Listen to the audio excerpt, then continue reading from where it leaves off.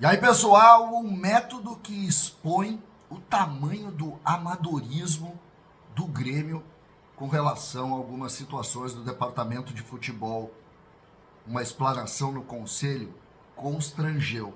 Nós vamos falar sobre isso.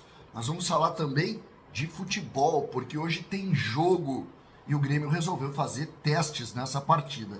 César Cidade Dias falando de Grêmio aqui no YouTube, papo de gremista para gremista, e claro, é dia deles, do ativo Condro, do ativo Gladiador, do ativo Ultra, é o dia deles. Dia de jogo é dia de ativo. Você não tá muito bem naquela hora H, você tem que ter o seu ativo Ultra para você dar aquela pimentada. Para todo dia tem ativo Gladiador. Aqui é energia o dia inteiro. E aqui é o ativo Condro que eu uso, claro, para melhorar as articulações. Na descrição do vídeo você compra com desconto por ser aqui do canal do CCD, então faça isso agora. Ativo é a pedida. Compre agora através do link na descrição.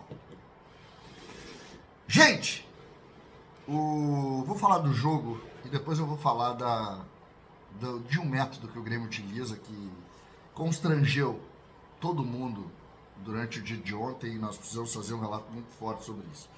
Jogo, Grêmio Esportivo Luquenho, Copa Sul-Americana, 19 horas na Arena. Talvez um dos piores públicos, em razão do clima, obviamente, também do Grêmio já está classificado na competição e a tendência é que seja segundo colocado mesmo, vai jogar a repescagem e isso indica também que haja esse esvaziamento no estádio, né? Não dá para pensar muito diferente disso. Então, o que nós temos para hoje? O técnico Mano Menezes vai poupar jogadores, porque o jogo de domingo é um jogo mais importante, segundo a avaliação do Grêmio. Então, a tendência é que o Volpi jogue, porque goleiro joga, né? Não tem tanto problema. Na lateral direita, o Grêmio simplesmente não tem quem colocar, então a tendência ainda é que Ronald seja o homem ali.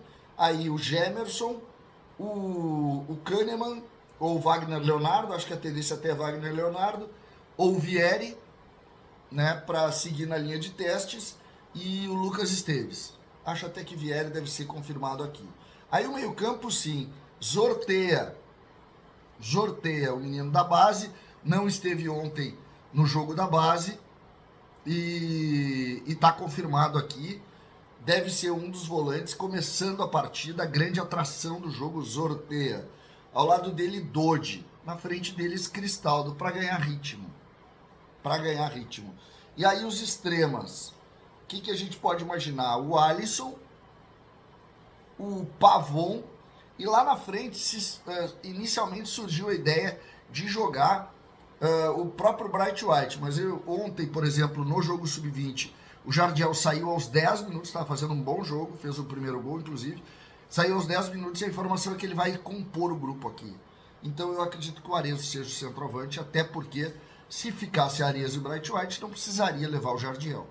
Como o Jardiel jogou esse meio tempo, a tendência é que ele esteja aqui. Então, o time teria Volpi, Ronald, Gemerson, Vieri e Lucas Esteves, Dodi, Zortea, Cristaldo, Alisson, Pavon e Arezzo.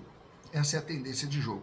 Aqui na do Pavon, se for algum outro jogador ali, algum outro extrema, pode ser o Amus está fora, o que não deve ir para o jogo.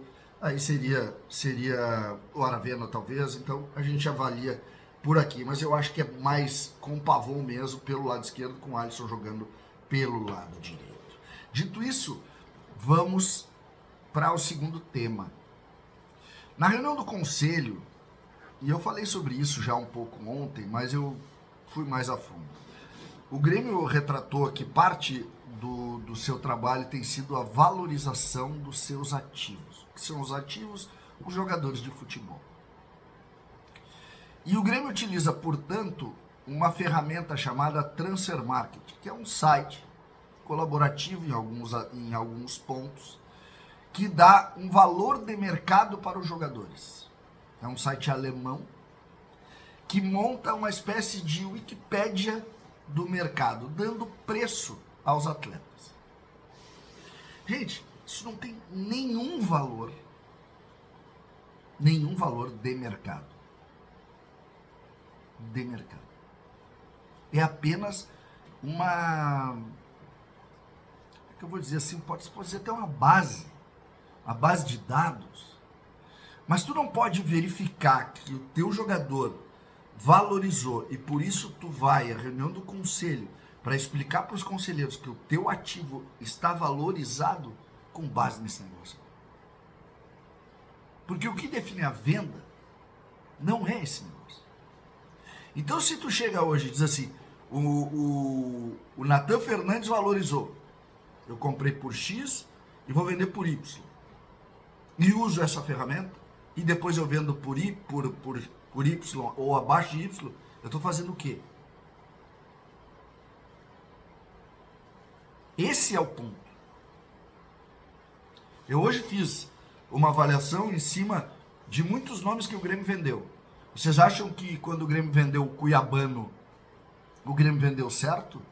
Por 8 milhões de reais? Vocês acham que o Grêmio vendeu bem o Kaique por 1 milhão de reais, por 1 milhão de dólares? Vocês acham que o Grêmio vendeu bem o Nathan Fernandes por 11 milhões de reais? Vocês acham que ele valorizou ou que ele desvalorizou no Grêmio? Quando ele saiu da seleção. Vocês acham, por exemplo, que o Ronald, quando saiu da seleção sub-23 e veio para o Grêmio, ele desvalorizou ou ele valorizou? Gente, o nível de amadorismo em algumas análises beira o surreal. Beira o surreal. Hoje é preciso pensar muito à frente. Muito à frente. Hoje o nível de profissionalismo indica outros métodos, outras questões. A gente sabe, por exemplo, que jogador de futebol, sobretudo no Brasil, ele vende muito mais pela tua necessidade de vender. O Grêmio valorizou que não realizou um déficit muito alto nesse momento. Por que ele não realizou? Porque ele vendeu 3 jogadores da base por praticamente 20 milhões. 3. Essa é a realidade. E isso indica também o nível de dificuldade. O Grêmio está trocando dinheiro bom por dinheiro ruim. Porque o Grêmio vai lá e vende o Nathan Fernandes e o Cuiabano pro Botafogo, e eles pegam o transfer market, se tu quiser, e diz o seguinte, mas eles valorizaram muito aqui. O Grêmio fez um péssimo negócio. Quer dizer, pegando a própria ferramenta. E se tu olhar a ferramenta e o valor que o Botafogo está pedindo, não tem nenhuma relação. Nenhuma relação. Então, é diante desse quadro que indica mais um ponto de completo amadorismo. Completa falta de base. Estão brincando de futebol. Brincando de fazer futebol. Futebol hoje é muito mais complexo do que a gente imagina. E precisa ser tratado sem nenhum tipo de empirismo ou sem nenhum tipo de ferramenta de ilusão até. É realmente preocupante e muitos conselheiros saíram empolgados porque simplesmente não têm a mínima noção do que está acontecendo.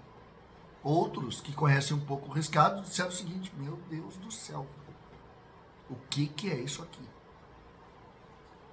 E é isso que está preocupando mais. É isso que está preocupando mais. Esse nível é que assusta.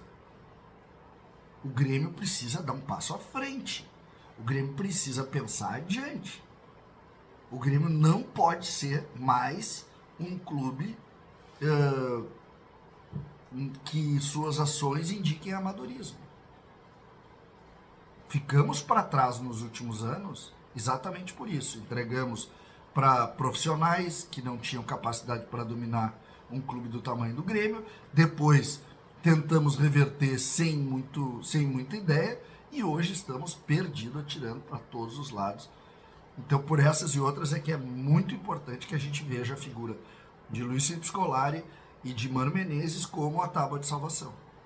É com eles que nós estamos. E cada vez mais eu torço para que eles acertem. César, Cidade Dias falando de Grêmio aqui no YouTube.